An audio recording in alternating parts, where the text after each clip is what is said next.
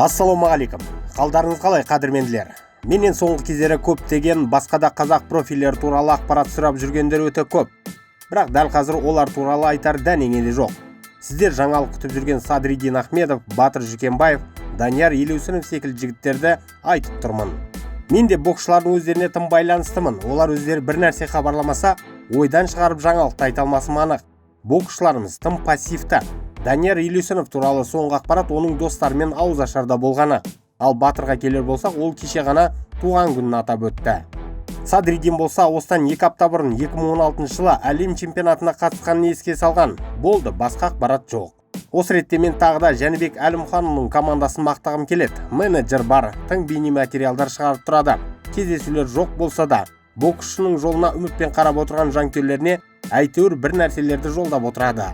Кейбір көрермендер, бұл не, Жәнібектің арнасы ма? Неге соны көрсете бересің дейді. Мұнда айтарым, басқа боксшыларда ол секілді кері байланыста жиі болса, олар туралы да ақпарат көбірек тарап тұрар еді. Сондықтан мені қатты жазғыра көрмеңіздер. Мен де ізденіс арқылы қандай боксшыға қатысса ақпарат бар, соны шығарамын. Сосын тағы бір өтініш, талап етуді қойсаңыздар екен. Әрине бәр емес, араларыңызда ананы істе, мынаны істе деп кәдімгідей ұрсатындар бар. Сол жігіттерге айтарым, айналайындар-ау, мен сіздер талап ететін мемлекеттік қызметкер емеспін. Маған ешкім бұл үшін жалақы төлемейді. Сондықтан саналарыңызды сәл кеңейтіп ойланыңыздар. Өзім жанкүйермін. Сондықтан мен секілді жанкүйерлер үшін жасаймын. Ең болмаса арнаға қолдау көрсетіп қойсаңыздар болар еді. Каспи номер төменде көрсетілген. Сіздердің ықтиярларыңыз үшін жарнама алуды да қойдым. Мотивация болсын, арна дамысын десеңіздер, қолдау білдіре кетіңіздер. Ал енді жаңалықтарға көшейік. Қазақстандық ММА-дағы аздаған нәзік жандылардың бірі Замзагүл Файзолланова енді Америкада өнер көрсетеді. Оның ПФЛ лигасымен келісімшарт жасағанын бұрында айтқан болатынбыз. Бұл Арман Оспанов өнер көрсететін лига. Міне осы жерде Бопай деген лақап аты бар қазақтың қызы $1 миллион үшін гран-при бәсекесіне қатысады. Бас аяғы 10 спортшы плей-офф жүйесі арқылы өзара мықты анықтайды. Қазақ қызы алғашқы бәсекесін 6 мамыр күні ақштың Арлингтон қаласында өткізеді. Қарсыласы бразилиялық ару Лариса Пачеко болмақ. Замзагүл елімізде алашпырай турнирлеріндегі жарқын жеңістермен танымал. Бұдан бөлек ол дзюдо және қазақ күресі бойынша еліміздің бірнеше дүркін чемпионы. Бопай осы турнирде өзін жарқын көрсете білсе, ары қарай UFC-ге жолдама алуға мүмкіндігі бар. Ол жеңіл салмақта өнер көрсететіндігін айта кету керек.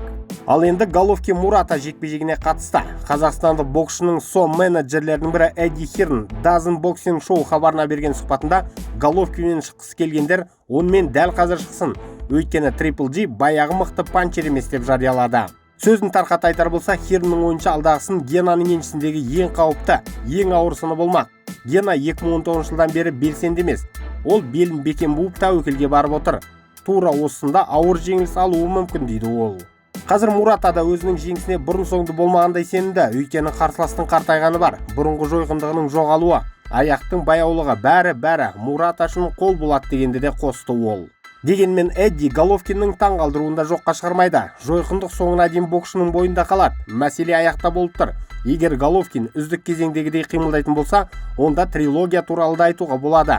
Біз оның бабын көрейік, сосын бұл тақырыпты әңгіме өрбітуге болады деді ол. Бейнематериал ұнады ма, онда лайк басыңыз, пікір қалдырыңыз. Бұл біз үшін маңызды. Арнаға жазылып қоңыраушаны басып қойсаңыздар, соңғы жаңалықтарды бірден біліп отырасыздар. Уақытта тауып тамашалағандарыңыз үшін рахмет. Қазақ батырларының жеңіс жорықтары молынан болсын.